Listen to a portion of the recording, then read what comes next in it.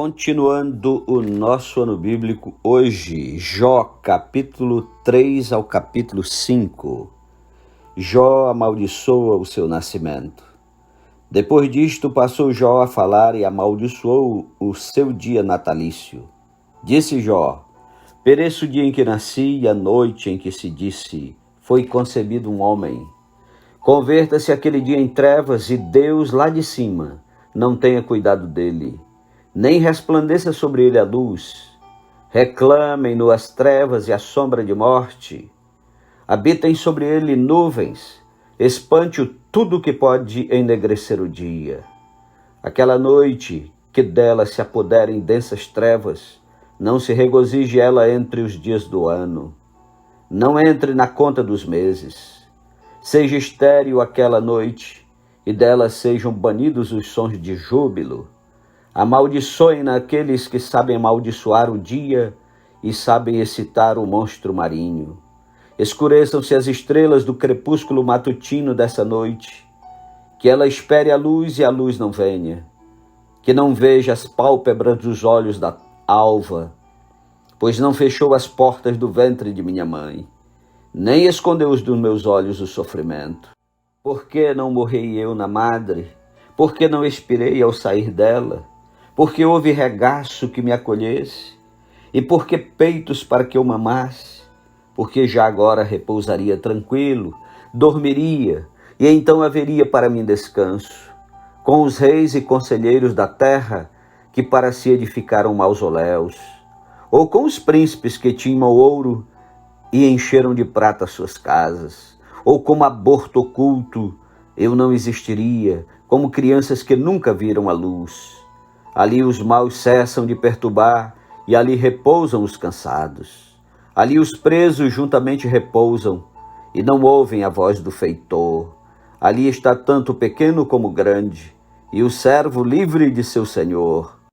Por que se concede luz ao miserável, e vida aos amargurados de ânimo, que esperam a morte e ela não vem? Eles cavam em procura dela mais do que tesouros ocultos. Eles se regozijariam por um túmulo e exultariam se achassem a sepultura. Por que se concede luz ao homem cujo caminho é oculto e a quem Deus cercou de todos os lados? Por que em vez do meu pão me vêm gemidos e os meus lamentos se derramam como água? Aquilo que temo me sobrevém e o que receio me acontece. Não tenho descanso, nem sossego, nem repouso, e já me vem grande perturbação. Capítulo 4. Elifaz repreende a Jó. Então respondeu Elifaz o temanita e disse: se intentar alguém falar-te, enfadar-te-ás? Quem todavia poderá conter as palavras? Eis que tens ensinado a muitos e tens fortalecido mãos fracas. As tuas palavras tens sustentado aos que tropeçavam, e os joelhos vacilantes tens fortificado. Mas agora, em chegando a tua vez, tu te enfadas? Sendo tu atingido, te perturbas? Porventura não é o teu Deus aquilo em que confias, e a tua esperança a retidão dos teus caminhos? Lembra-te, acaso já pereceu algum inocente? E onde foram os retos destruídos? Segundo eu tenho visto, os que lavram a iniquidade e semeiam o mal, isso mesmo eles cegam. Com o hálito de Deus perecem e com o assopro da sua ira se consomem. Cessa o bramido do leão e a voz do leão feroz, e os dentes dos leõezinhos se quebram. Perece o leão porque não há presa, e os filhos da leoa andam dispersos. Uma palavra se me disse em segredo, e os meus ouvidos perceberam um sussurro dela. Entre pensamentos de visões noturnas, quando profundo sono cai sobre os homens, sobrevieram-me o espanto e o tremor, e todos os meus ossos estremeceram. Então o Espírito passou por diante de mim, fez-me arrepiar os cabelos do meu corpo. Parou ele, mas não lhe discerni a aparência. Um vulto estava diante dos meus olhos. Houve silêncio e ouvi uma voz. Seria porventura o mortal justo diante de Deus? Seria acaso o homem puro diante do seu Criador? Eis que Deus não confia nos seus servos, e aos seus anjos atribui imperfeições. Quanto mais aqueles que habitam em casas de barro, cujo fundamento está no pó, e são esmagados como a traça. Nascem de manhã e à tarde são destruídos, perecem para sempre, sem que disso se faça caso. Se lhes corta o fio da vida, morrem e não atingem a sabedoria. Capítulo 5. Ele exorta Jó a que busque a Deus. Chama agora, haverá alguém que te atenda? E para qual dos santos anjos te virarás? Porque a ira do louco destrói, e o zelo do tolo mata. Bem vi eu o louco lançar raízes, mas logo declarei maldita a sua habitação. Seus filhos estão longe do socorro, são espezinhados às portas, e não há quem os livre.